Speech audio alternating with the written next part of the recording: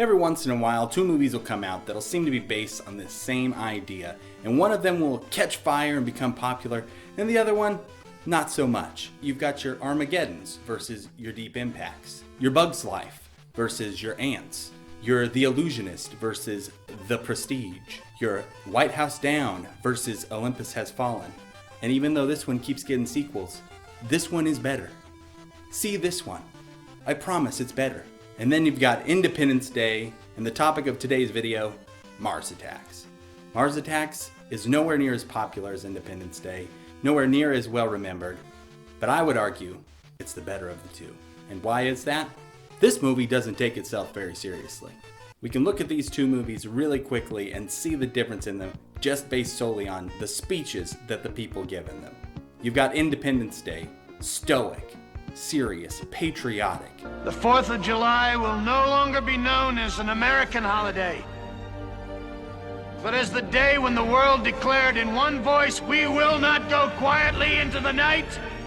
We will not vanish without a fight. We're going to live on. We're going to survive. Today, we celebrate our Independence Day.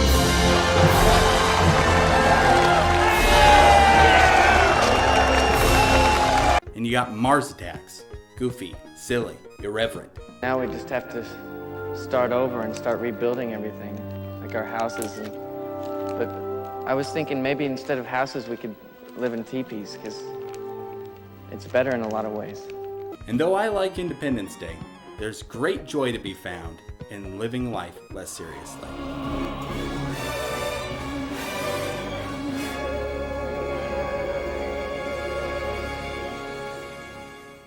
Mars Attacks opened in theaters on December 13th, 1996, with an opening weekend gross of $9.3 million and a total domestic take of just $37 million, and even just a worldwide earning of $101 million.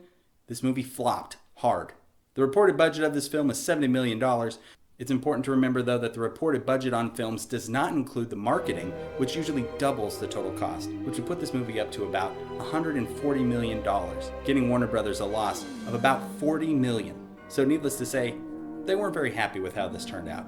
Coming just 5 months after Independence Day, people were not ready for this silly take on the idea of an alien invasion. The critics panned it, with it having only a 54% on Rotten Tomatoes, which is just a tiny bit bigger than the 53% audience score. Directed by Tim Burton, this movie is based on Topps trading cards, which were released in 1962. With an awesome score by Danny Elfman, this movie has that perfect cheese factor when you're looking for a B movie to laugh along with. As I mentioned before, I think the biggest thing this movie has going for it is just how much it doesn't take itself seriously. This cast is extremely talented and could be doing pretty much anything that they wanted to, but instead they chose to be in this movie. Why? Because it was fun. Like most disaster movies, this story is broken up into different sections.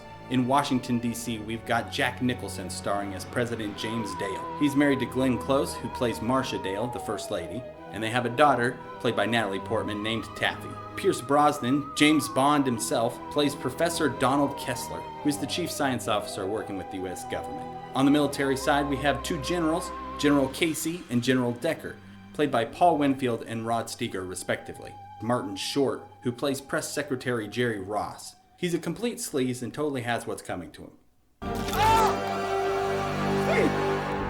Rounding out the Washington, D.C. storyline cast is Michael J. Fox and Sarah Jessica Parker, who play TV reporters for competing shows, but who happen to be going out.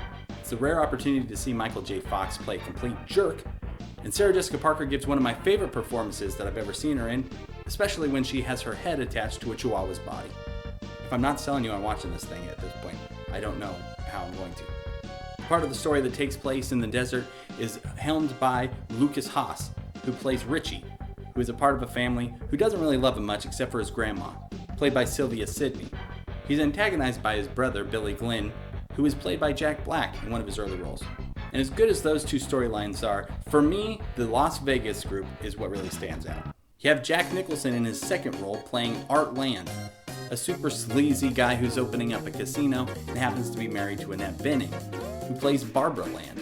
And as great and awesome as all those characters are, for me, the heart of the film lies with Byron Wynn, heavyweight champion the world! Played by Jim Brown, who isn't known as much for his acting roles, but more so for being pretty much one of the greatest football players of all time. Starting out his professional career by getting the Rookie of the Year award in 1958, being a three-time NFL Most Valuable Player in 1958, 1963, and 1965. In 1964, he helped lead the Cleveland Browns to an NFL championship, and with 12,312 career rushing yards, he holds the record for the highest average rushing yards per game with 104.3 yards per game.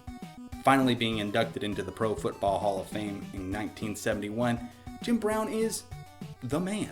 His wife is played by Pam Grier, who is always fun to see.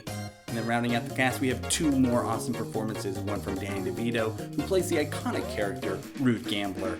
Come on, Papa needs a new pair of shoes! Yo! If they Hey! contact us, Hey! But Am I the we only one sincerely- shooting craps here? we will have Huh? And Tom Jones as Tom Jones. There's a Martian right behind me. Hey! You're Tom Jones, right? It ain't unusual, eh? Tom, have an autograph? Anybody got a pen? The silliness of this movie doesn't just end with the cast and the story though. The design of this film is really goofy. You've got the classic flying saucers, you got cool robots, but most importantly, you've got the aliens. They've got huge buggy eyes and brains that are exposed. Pretty much if you think about what an alien should look like, this is what it is. If a kid draws an alien, they're gonna look like this. Their weapons are a lot of fun. Whenever they shoot somebody, they turn to a skeleton, either red or green.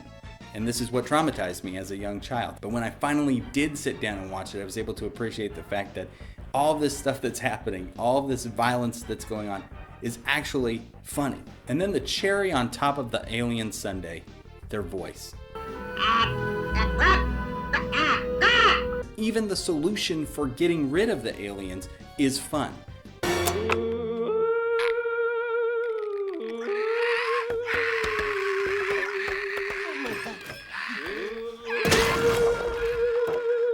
Richie, I think these guys are very sick. And everything's said and done. The president's dead, the first lady's dead, all of the government officials are dead, and pretty much the person who's in charge of the United States is Taffy, the president's daughter. Richie and his grandma have survived, and they're the ones who found out about how to kill the aliens, so they're heroes. And Tom Jones and Annette Bening are able to get away. And you're left thinking that Jim Brown, Byron Williams, is dead, sacrificing himself so that everyone else can get away.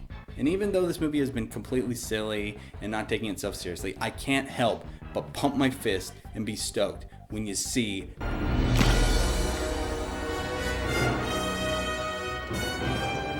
like I said before, I think I like this movie better than Independence Day. But luckily, we live in a world where you can have both. There are some days you want to feel super patriotic. There are days you want to feel like everybody's going to come together and figure out a way to stop the aliens. And then there's some days you just want to think, it'd be funny if the aliens showed up and just burnt it all to the ground. They blew up Congress! And on days like that, Mars Attacks is the movie for you. Plus, has there ever been a better cut to credits than this?